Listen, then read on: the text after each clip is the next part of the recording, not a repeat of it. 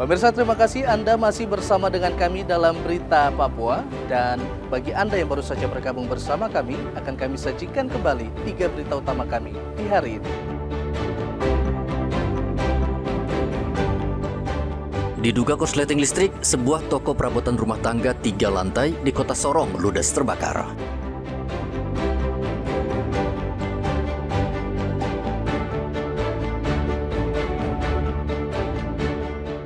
Timbun solar 4 kendaraan modifikasi ditahan Satpol PP Kota Jayapura.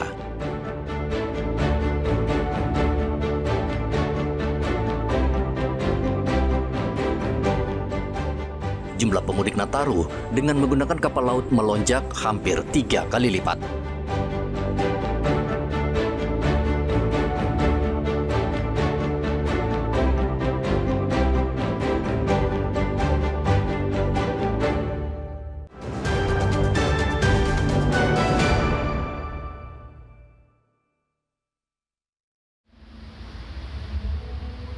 Tim Terpadu Keamanan Pemerintah Kota Jayapura menahan 4 mobil yang diduga melakukan penyimpangan dengan menimbun bahan bakar minyak jenis solar bersubsidi di sejumlah SPBU di Kota Jayapura. Modus yang digunakan para pelaku yakni mengganti plat nomor kendaraan serta memodifikasi mobil dengan drum penampung sehingga mampu menampung sekitar 400 hingga 1000 liter solar bersubsidi.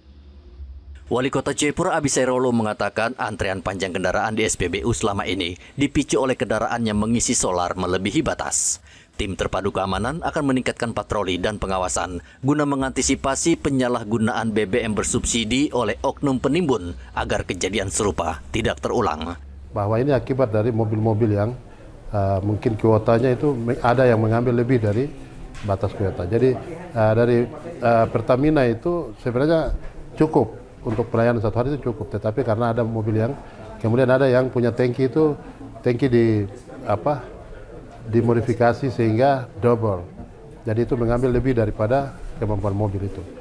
Kepala Satpol PP Kota Jayapura Dionisius Deda mengatakan sopir pemilik kendaraan tidak ditahan, namun 4 mobil beserta barang bukti saat ini disita di halaman parkir Satpol PP. Kita perintahkan kepada tim gabungan untuk melaksanakan sidak karena melihat kondisi antrian di beberapa SPBU di Kota Jayapura sehingga langsung kami tindak lanjuti pada hari Kamis untuk melaksanakan sidak di beberapa SPBU dan kemudian kami menemukan hasil sejumlah 4 mobil, 2 Star Wagon dan 2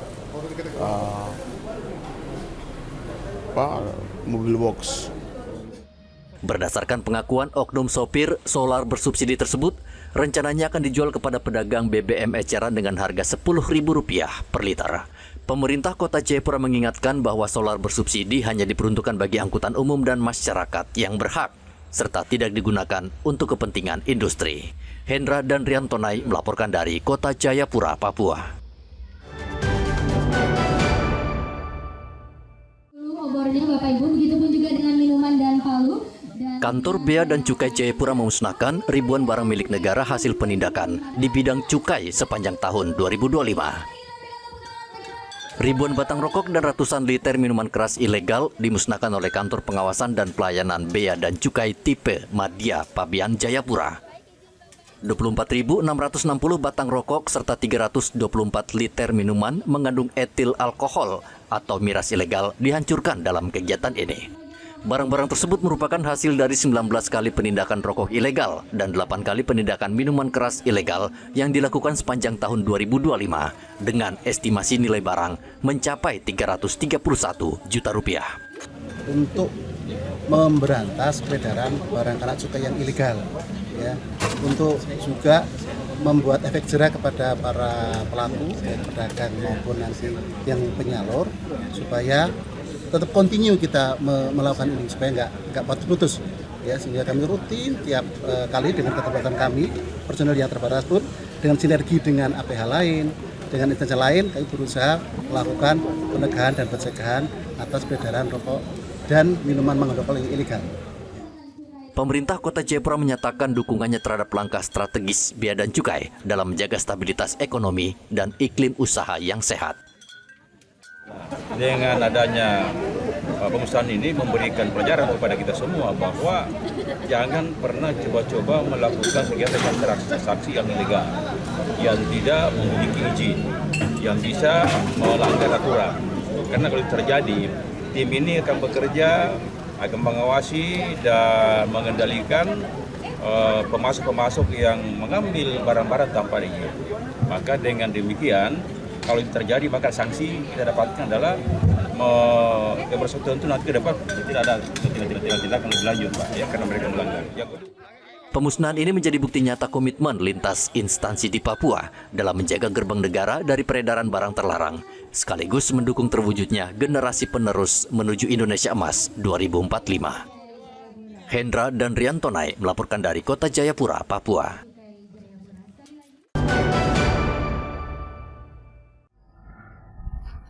Seorang pengendara sepeda motor berinisial RK berusia 35 tahun meninggal dunia akibat kecelakaan lalu lintas di Jalan Marta Dinata, Kabupaten Merauke. Korban diduga tidak dapat mengendalikan sepeda motor yang dikendarainya hingga menabrak truk yang melaju dari arah yang sama. Berdasarkan rekaman CCTV, sepeda motor korban terpental dan jatuh tepat di samping bagian depan truk. Korban pun terhempas ke badan jalan akibat benturan keras.